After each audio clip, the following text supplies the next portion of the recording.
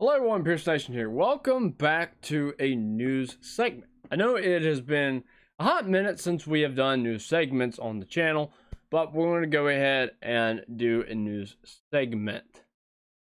Go back. So basically what I'm going to do is I'm going to widen this first. Not like that. Don't care if it overlaps. It's fine.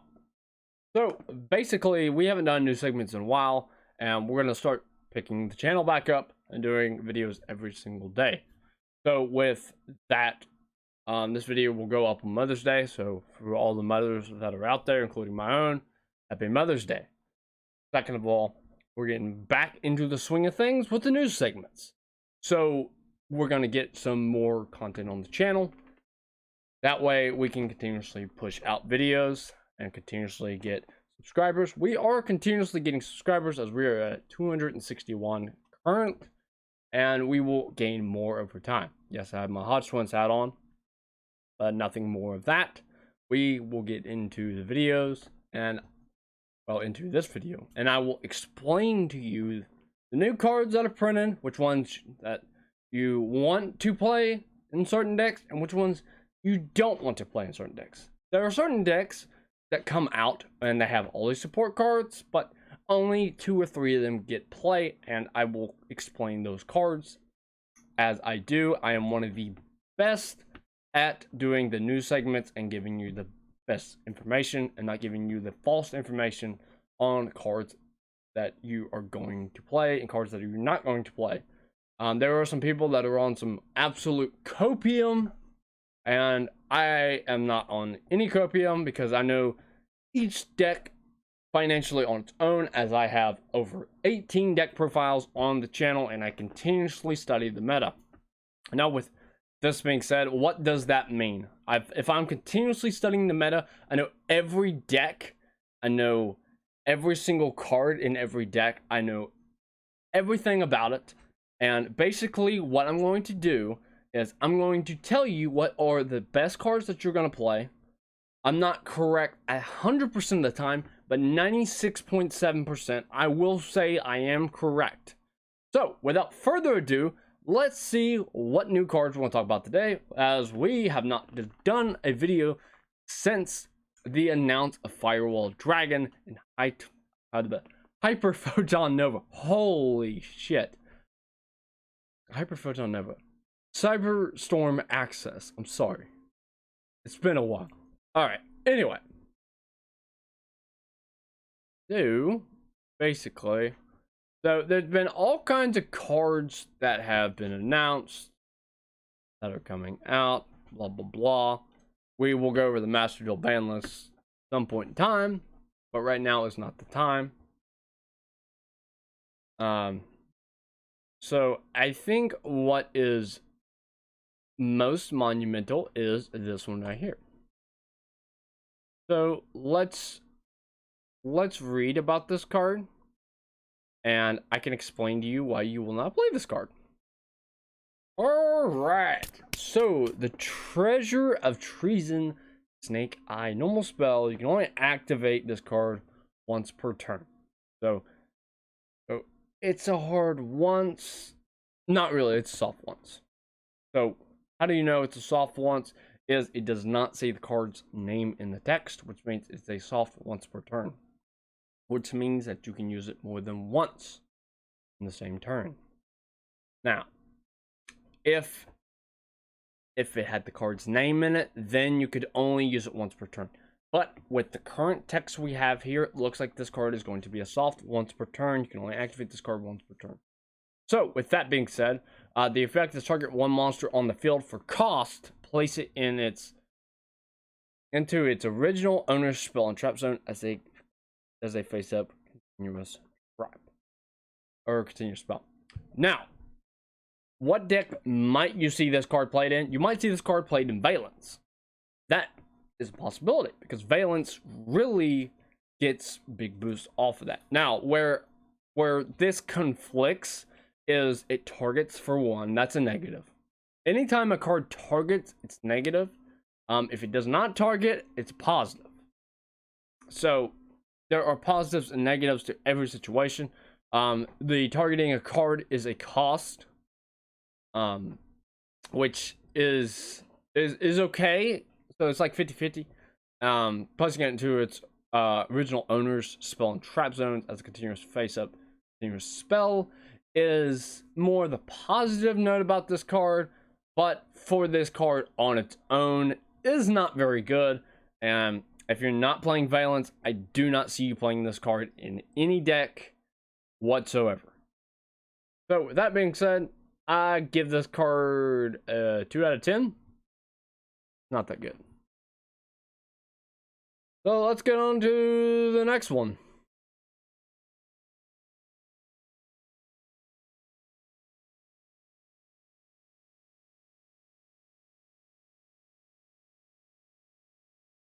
Oh, I'll scroll through this a second. Yeah, so this looks like a pretty good one to go over because I don't know about you, but behemoth's pretty interesting. So this could be some pretty good support. I don't know, I ain't read these cards. So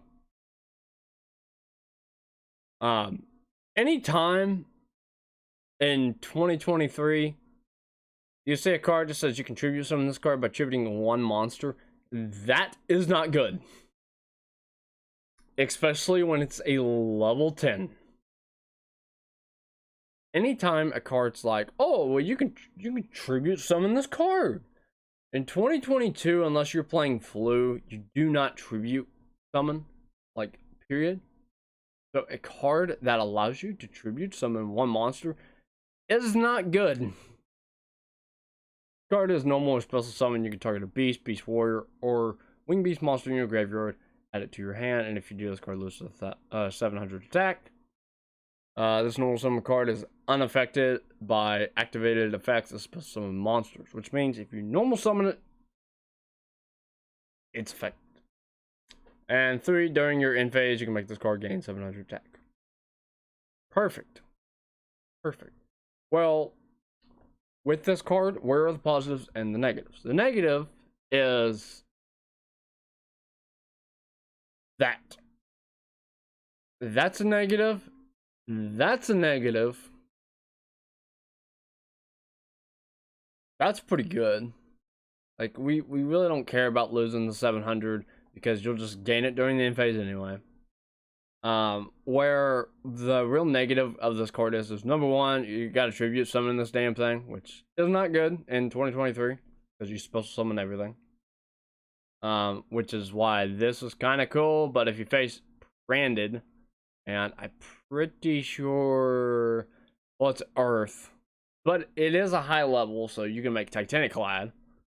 Is perfect. So this card is affected by Albaz, so it's not very good. And there's plenty of other cards that can get rid of this thing. Like Cashier can normal summon one of their Cashier monsters with birth. So this card does not run over Ogre, sorry to tell you. And it doesn't really matter because if it goes to battle and Fenrir is normal summon, you can just target banish it. Doesn't really matter. And this thing is unaffected by activated effects. Well, great. It can still be destroyed by battle. That is the negative. Where the positive of this card is during the end phase, you can make this card gain 700 attack. Second of all, none of these effects are once per turn. 2 positives. 2 positives and 2 negatives. 5 out of 10, you're not really going to play this card. Unless if you're playing a strategy that really does good off of it. Now, where you will see a good card, that one right there. So this is called Magnum the Reliever. It is a level 8 light fiend fusion effect. You will see this played in branded Despia. 100%, because this card is busted. So, it is 1 monster special summon from the extra deck, plus 1 monster in hand. So this card can go nuts, especially if you use ad libitum. So, let's say you use like Cartesia, or you use branded in red, you can make this. And the biggest reason that this is kind of busted on its own is because of its effects. So The first and second effects of this card are once per turns.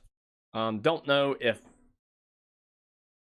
the card itself is once per turn because it does not say. But where is this card good? So first of all is the fusion materials is very easy to make. Second of all is a light fusion monster. And it's level 8. Go that way. And thirdly is this effect right here. You can target one polymerization or one fusion spell in your graveyard, place it on the bottom of the deck, then draw a card. They would just put Branded Fusion on the bottom and keep going. Or Branded Red. It says or one fusion spell. It does not specify. Well, I guess it kind of does have a specification. So it has to be like Branded Fusion. Or it is a fusion spell. So technically, yes. But technically, no. But if you do, you can draw a card, which kind of cool. You can just search it back out anyway, so it really doesn't matter. Second effect, when another card activates its effect, you can banish one polymerization spell or one fusion spell in graveyard, target a card on field, and destroy it. You're not really going to use that. Unless if, like, you've got so many resources that you really don't care. In Branded Despia, this card is going to be busted, and they're going to play this card. I'm going to go ahead and tell you, like, they are going to play this card. Unless if Branded Fusion gets hit, Aliber gets hit, Opening gets hit. Unless if Branded really gets hit on this ban list, this card's going in. Like, hands down. So, next of all, this one I kind of like.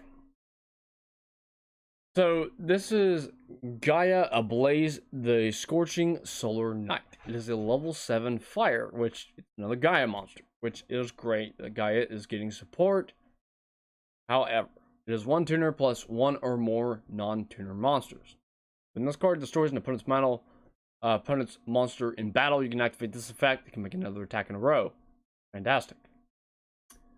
During the end phase, or during the end of battle phase, you can target fire monsters in your graveyard up to the number of monsters this card destroyed in this battle.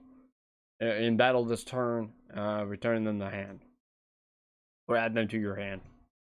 So, basically, it's only going to be used in primarily like Gaia.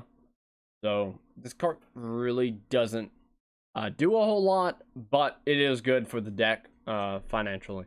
So, I do like this card. This card is like a 7 out of 10, where it's not like the best card you can ever play. Now, where is this one is really fucking. And allow me to explain. So this is Cinematic Cratius. May have said that right, may have not said that right, but we're going to go with it. Anyway, it is a rank 8 dark. It is Spellcaster Xyz effect. It takes 2 level 8s to make this card. So basically in your Blue Eyes base strategies or your Branded Despia strategy, you could make this. You really wouldn't see this in Branded Despia, but there could be a time. And allow me to explain why. So, with this card, you can only use the second effect of this card once per turn. Number one effect. Each time your opponent activates a non-spell effect, place 1 spell counter on this card. Which is unheard of because I've never seen spell counters be added when spells were not activated. So that's kind of cool. It has a max of 9 counters, which means that this card can do a lot. You can remove 3 spell counters from this card, then apply one of the following effects. Add a spell or spellcaster effect monster from deck to hand. Or special summon 1 spellcaster from hand or deck.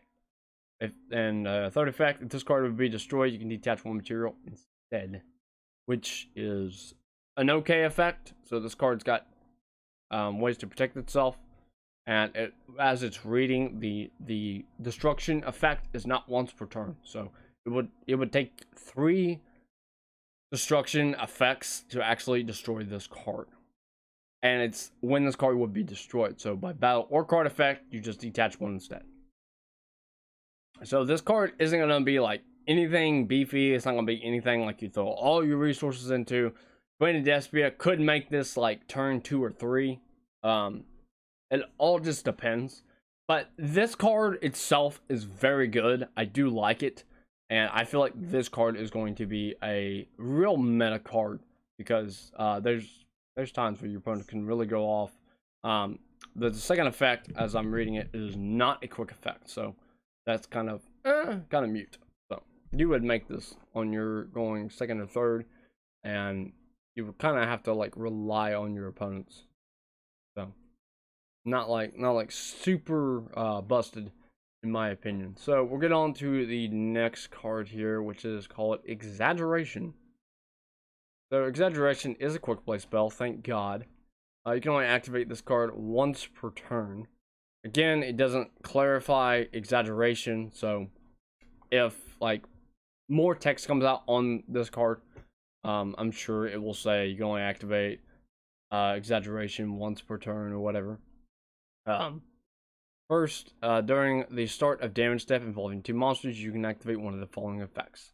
Changing the attacking monster to defense position.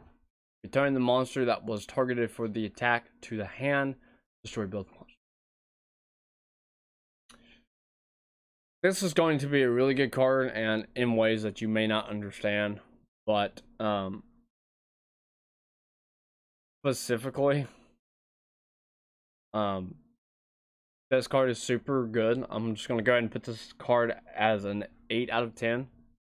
Specifically because it doesn't negate, which doesn't make it like top tier card, but this, in ways that you may not understand, is more than good. This card is absolutely insane. Number one, it doesn't target, which is what I was telling you. Anything that doesn't target in this game is super good, and this card does not target whatsoever. All it does is change the attacking monster defense position, which, you know, if you need to buy yourself a turn, this card is kind of good. And like I said, if they put exaggeration in here, that'll decrease the value of this card to like a 6 out of 10. But right now, where it doesn't state this card, it's an 8 out of 10, because right now it is a soft once per turn. So, which would be per copy. Return the attacking monster, or return the monster that was targeted for the attack to the hand. That's not that good, because you don't want your monster to go back to hand, like really, unless if you attack into your opponent's monster, then you can apply this effect to just return it to hand. Because again, this card does not target, so you can get through even Red Eyes Dark Dragoon. Like, this card literally does not target whatsoever, which means you can just return it to the hand and it goes back to the extra deck, which is super good. And then the other effect, destroy both monsters. I don't know why you would do that, but maybe you're playing a strategy that you like your cards being blown up. So this card is pretty good. 8 out of 10, I would say. This is like a better Book of Moon almost. Almost, except it doesn't flip them face down. So, and the last card we're going to go over today is going to be Conjoined Underworld Mirrors. So, not sure what strategy this is to be used for, but we will go over this and figure this out. It's a normal trap. You only activate this card once per turn. Again, it does not specify, so until we get a specification of this card, we will treat it as per copy. So it's already a 5 out of 10. Effect 1: when you receive battle damage or effect damage from your opponent, activate the appropriate effect depending on the damage type. Battles will summon one monster from your graveyard whose attack is less than or equal to the received damage at the end of damage step in the battle phase. So whenever you do special one out that's less than or equal to damage received, you'll special summon that monster and it will end the battle phase, which is really good, I will say. So that's a really good card. I could see a lot of people playing this just because of that effect, and because because you do special summon. There's a lot of cards that do get their effects when they're special summon. Effect damage. Inflict damage to your opponent equal to twice the amount you received. So, if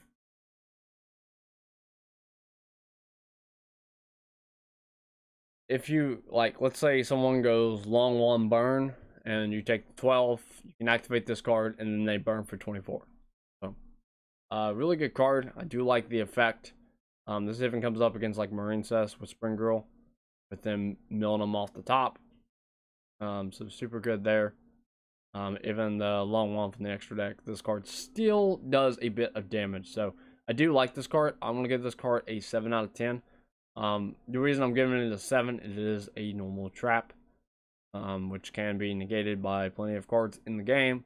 The card can be stopped at multiple points in the game, but why it hits a 7 out of 10 is it is a trap, which is a speed 2, which is slow going second.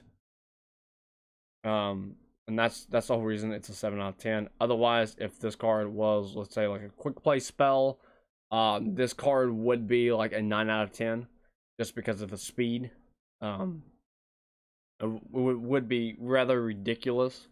And also where it says you can only activate this card once per turn. Again, we're not treating it as a hard once, we're treating it as a soft once. But more than likely, this card will be a hard once, I would say. But this card, nonetheless, is a 7 out of 10. You might see this competitively played. Probably, more than likely not. You might see, like, rogue players playing this card in their decks. But it's a good card nonetheless. I like cards printed like this because it really gives trap decks, like, a lot of thrive to survive. So, do like this card a lot because it will provide a lot to trap decks, especially ones that have trouble surviving. That will buy them another turn.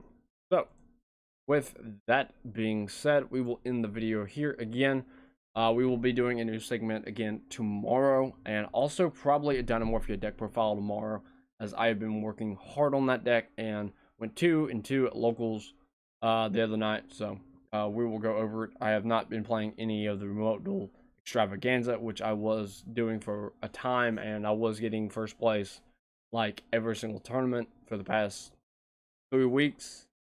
3 weeks, 4 weeks, whatever it's been. So again, make sure to like, subscribe, comment down below. I'm Pierce Nation, and we'll see you in the next video. Pierce Nation.